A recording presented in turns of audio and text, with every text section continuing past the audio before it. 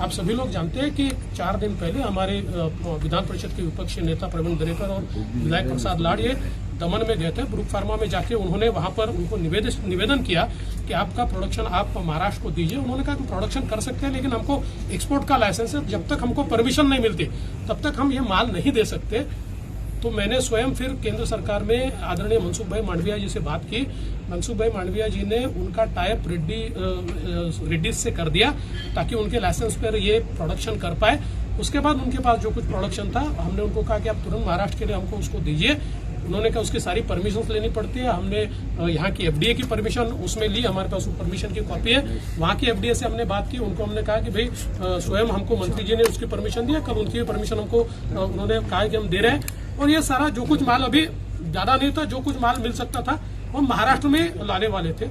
आज दोपहर में हमारे जो एफडीए के मिनिस्टर साहब हैं, उनके पीए ने ओएसडी उन्होंने उनको फोन करके एक प्रकार से धमकी दी कि ऐसे कैसे आप इनको माल दे रहे हो और हमको माल आपने देना चाहिए, इनको कैसे दे रहे हो। और उसके बाद प्रवीण दरेकर जी ने भी उनसे बात की, हमने उसको रिकॉर्ड कर लिया है। तो उसके बाद रात को 9 बजे 10 लोग उनके घर जाते हैं और उसको उठा के लाते हैं यहाँ पर। और जब हमने यहाँ पर आकर पूछा तो अब डीसीपी हमको ये कह रहे हैं कि भाई हमने तो केवल हमको कुछ इंटेलिजेंस मिला था कि कुछ एक्सपोर्टर्स के पास 60,000 वायल्स है और इसलिए हमने उसकी जानकारी लेने के लिए। मैंने बोला स्पेसिफिक आपके पास इनके पास कितना ऐसा कुछ आया है या इनके एक्सपोर्टर के पास है कोई आपके पास? बोले नहीं। फिर उन्होंने कहा कि हमने उनको लेटर भी दिखाया कि एफडीए ने इनको परमिशन दिया, तो उन्होंने कहा ये लेटर हमको कम्युनिकेट ही नहीं हुआ था। इस प्रकार से वो जो कि उनको कहना था उन्होंने कहा। लेकिन ये जो सारी राजनीति चल रही है ये बहुत गलत राजनीति है। हम महाराष्ट्र के लिए प्रयास कर रहे हैं। उल्टा मनसुख भाई मांडविया जी ने इनको ब्रुक फार्मा को बताया कि आपका प्रोडक्शन फुल स्केल पे जाएगा तो आप मैक्सिमम प्रोडक्शन ये महाराष्ट्र को दीजिए।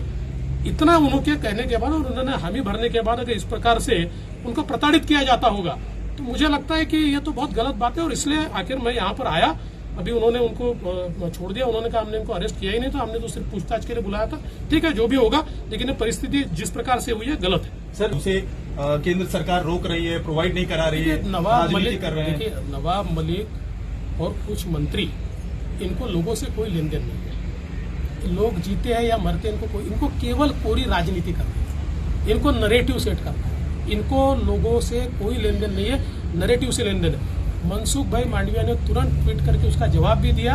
उनको मांगा, वो कुछ नहीं दे पाए। उन्होंने एक पत्र जो ट्वीट किया वैसे के वैसा सेम डुप्लीकेट पत्र महाराष्ट्र ने इशू किया है, वो भी हमने ट्वीट किया हुआ है। कोई अंतर नहीं है। जैसा प्रश्न गुजरात के एफडीए ने निकाला वैसे महाराष्ट्र के हर स्टेट के एफडीए ने निकाला।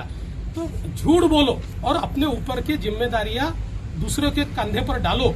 अभी समय यह है, केंद्र सरकार मदद कर रही है, राज्य सरकार केंद्र सरकार ने मिलकर लोगों को मदद कर रही है, पर इनको उससे लेन देन, इनको राजनीति कर